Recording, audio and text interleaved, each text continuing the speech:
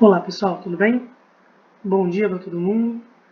Esse é o nosso slidezinho rápido, né? Relâmpago sobre lentes, que foi um assunto que ficou para trás aí, mas que não precisa se preocupar muito com ele, porque tudo que a gente vê em lentes é igual ao que a gente vê nos espelhos esféricos. Na verdade, não tudo igual exatamente, mas é tudo extremamente parecido. Começando aí pelos elementos, né? Quando a gente olha para os elementos que uma lente pode ter, lente tipo essa que você usa no seu óculos, lente de aumento, enfim, qualquer tipo de lente que você possa pensar, acaba sendo uma lente das que a gente vai estudar. A lente tem alguns elementos, como por exemplo no espelho esférico a gente tinha o centro de curvatura, o foco e o vértice. Aqui o centro de curvatura dá lugar aí ao antiprincipal. É um outro nome aí para algo que representa a mesma coisa. O F ainda segue sendo o foco e o vértice do espelho aqui se transforma em centro óptico da lente, representado pela letra O. E aí o F que a gente tinha lá no espelho esférico era 2F a distância do vértice até o centro. Até o centro não, o centro de curvatura. Aqui a distância entre a lente, no caso o centro óptico da lente, e o antiprincipal também é 2F. O foco está no meio entre o antiprincipal e a lente.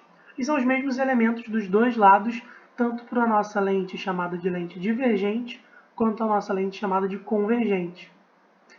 A lente convergente ela tem um formato exatamente igual ao do espelho côncavo. Perdão. Lente convergente, a gente tem aí essas 4 imagens que eu coloquei. Na imagem A, quando a gente coloca o objeto em cima do nosso antiprincipal, na posição 2F, quando a gente traça os raios, e que raios são esses? Os mesmos que a gente viu nos espelhos esféricos. O primeiro ali por cima, esse aqui, ó, está entrando paralelo, passa pela lente convergente e vai lá para o foco do outro lado. E o outro raio, que está aqui saindo da pontinha da seta, está fazendo tipo o raio lá do espelho que batia no vértice e voltava com o mesmo ângulo. Aqui ele é ainda mais fácil, por quê? É só você traçar uma linha reta. Traça uma linha reta passando aqui pelo centro óptico da lente, e aí onde esses raios, depois que passarem pela lente, que nesse caso não é refletido, são raios refratados pelo material da lente, esses raios refratados, onde eles se encontrarem lá do outro lado, vai ser onde vai ter a nossa imagem formada. Essa imagem verdinha aqui, no primeiro caso, tem exatamente o mesmo tamanho, é uma imagem real invertida e igual. E aí você pode concluir que é o mesmo caso lá que a gente estudou no espelho côncavo. Mesma coisa. Vamos aproximar um pouco. Coloca agora na B, entre o antiprincipal e o foco, como se fosse entre o centro e o foco lá. Traça os raios e a conclusão que a gente tira é que a imagem ela é real invertida aí. Agora maior, os raios se encontram, então é real. Ela está de cabeça para baixo, então é invertida e está com o tamanho ampliado. Mesma coisa lá do espelho côncavo. Agora aproxima mais e coloca no foco. Olha o que acontece. Você traça ali, entrou paralelo pelo foco, entrou pelo centro óptico, passou sem sofrer desvio nenhum. O que acontece? Os raios refratados saem paralelos. Então não tem formação de imagem, a imagem chamada de imprópria. E na letra D tem o caso entre o foco e o vértice, que nesse caso é entre o foco e o centro óptico da lente. Exatamente a mesma coisa, gente. Entrou paralelo, saiu pelo foco, entrou pelo centro óptico, passou sem sofrer desvio nenhum, e aí os raios refratados não vão se encontrar. Quem é que se encontra? Os prolongamentos. Então os prolongamentos se encontram, então agora é uma imagem virtual. Ela acabou ficando de cabeça para cima, então ela está direita e ficou ampliada, ela é maior. Lá no espelho côncavo a gente tinha 5 casos. Na lente convergente também são 5. O caso que falta é esse aí para você fazer. O caso onde ele está antes do antiprincipal. Você traça aí os raios. Nesse caso, o raio que a gente tem é um entrando paralelo e ele vai acabar saindo pelo foco. O raio que está entrando aí pelo foco vai acabar saindo paralelo. Faz aí essa imagem e chega à conclusão.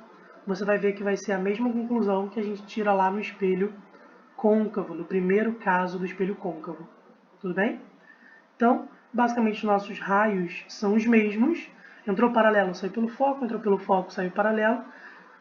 Tem o raio de entrar pelo antiprincipal, que ele entra pelo antiprincipal e sai pelo antiprincipal. Mas não precisa gravar esse raio, ele não é nem um pouco importante. Porque aqui o raio mais importante de todos é o que entra pelo centro óptico. Que assim como lá no espelho esférico, né, entra pelo vértice e sai com o mesmo ângulo. Só que aqui não vai sair com o mesmo ângulo porque ele não sai, ele não reflete, ele refrata. Então entrou pelo centro óptico da lente, passou ali no meiozinho da lente, passa sem sofrer desvio. E aí esse é o raio mais fácil de usar, tanto que os nossos exemplos do slide anterior todos usavam. E eu recomendo que vocês usem. Nesse caso ele não está desenhado. Se quiser usá-lo, pode usar. É só fazer uma reta aí que é bem mais fácil. Tudo bem? E aí depois disso a gente tem os espelhos, as lentes esféricas ainda, agora no outro caso, no caso divergente, onde os raios não tendem a convergir, mas sim a divergir, a se espalhar. E aqui é exatamente igual à única imagem do espelho convexo. Aqui também uma única imagem da lente divergente. Entrou paralelo, não vai sair indo para o foco, porque se fosse para o foco, se viesse para cá, ó, seria igual a convergente. E não é isso, o intuito é divergir nessa lente. Então ela vai com o raio para longe, mas não aleatoriamente. Se entrou paralelo, passa para o outro lado na direção do foco. E aí o raio vai lá para longe. E o cara usou aqui de novo, entrou pelo centro óptico, passa sem sofrer desvio. Tem alguma mudança nesse raio? Não, é a mesma coisa. Se você reparar, os raios refratados não se encontram. Para os raios se encontrarem, entre aspas, eu preciso do prolongamento do raio. E aí se encontra aqui. E repara, foram os prolongamentos que se encontraram. Então, uma imagem virtual. Ela está de cabeça para cima, então é direita, e acabou ficando menor. Menor. Pois bem, são os mesmos passos a passos que a gente tem que fazer para os espelhos côncavos e convexos aqui para a lente convergente e divergente nessa ordem. São os nossos raios particulares e são as nossas lentes esféricas aqui com as mesmas características dos espelhos esféricos. A única coisa aqui que vale a pena comentar a mais é que para as lentes, assim como você que tem miopia, você que tem hipermetropia, enfim, você que tem astigmatismo igual a mim, é um outro tipo de lente que a gente não estuda no ensino médio, tá? Mas as lentes de míope e de hipermétrope são as lentes divergente e convergente, respectivamente, tá?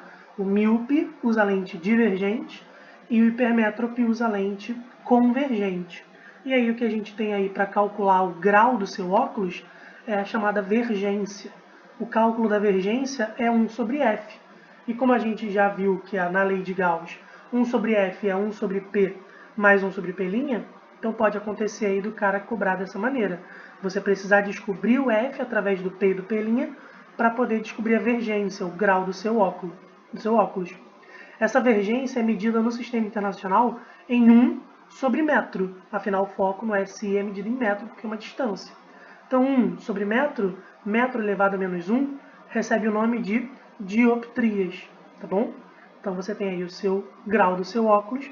Você tem 8 graus de miopia, você tem 8 dioptrias. Mas aí tem que lembrar de uma coisa. Se você tem miopia, a sua lente é divergente. A lente divergente tem as mesmas características do espelho convexo. E o foco do convexo é negativo. Logo, o foco da lente divergente também é negativo. O foco do espelho côncavo, como a gente estudou lá atrás, é um foco positivo. Então, a vergência de você que tem hipermetropia, a sua lente convergente tem foco positivo. Se você é míope e tem lente divergente, a sua lente tem foco negativo. E aí a vergência pode ser positiva ou negativa. Aí vale aí a curiosidade de olhar o seu exame para ver se tem mais alguma coisa ou menos alguma coisa para o seu grau. Porque lá vai estar escrita a vergência que é necessária. O cara que faz o seu óculos, com aquele mais ou aquele menos, sabe se é uma lente divergente para míope ou convergente para hipermétrope. Tudo bem? E aí é o que a gente tinha de lentes para poder ver. As fórmulas são as mesmas, os critérios de Gauss são os mesmos e os comportamentos dos raios são os mesmos. A única coisa mais diferente que a gente tem é justamente o cálculo da vergência. Tudo bem, galera? Então é isso. Por hoje é só. Até semana que vem.